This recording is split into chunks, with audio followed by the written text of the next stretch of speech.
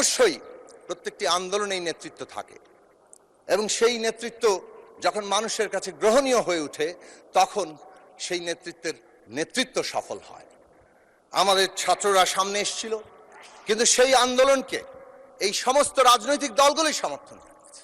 আমি পরিষ্কার করে এখানে বলতে চাই, ইতিহাসের রেকর্ড হিসেবে 5ই জুলাই আমরা পরিষ্কারভাবে এই আন্দোলনের প্রতি আমাদের সমর্থন ঘোষণা করেছি। 6ই জুলাই বিএনপি মহাসচিব তারা প্রেস কনফারেন্স করে এই আন্দোলনের প্রতি সমর্থন ঘোষণা করেছে। আলোর পথে নতুন দিশা, এবং এই কথাগুলো রেকর্ডে থাকা দরকার।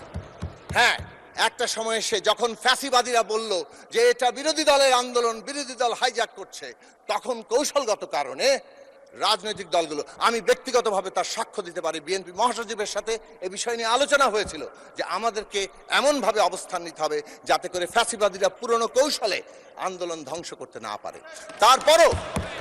তারপরও আমরা দেখেছি কিভাবে তারা নির্বিচারে হত্যাকাণ্ড চালিয়েছে। হেলিকপ্টার থেকে গুলি করে পর্যন্ত তারা গিয়েছে, রীতিমতো ব্রাশ ফায়ার করে মানুষ মেরেছে। এবং শহীদের সংখ্যা নিয়ে এই বিতর্ক খুবই অনাকাঙ্ক্ষিত, এটা মাঝখানে বলে রাখলাম। শহীদের প্রত্যেকটি সংখ্যা কেবল তারা সংখ্যা নয়, এক একটি মানুষ, এক একটি জীবন, এক একটি স্বপ্ন। সেই স্বপ্নের জায়গাগুলোকে আমরা যাতে সংরক্ষণ করি এবং তাদের মর্যাদা দেই, রাষ্ট্রীয় মর্যাদায় অভিষিক্ত করি।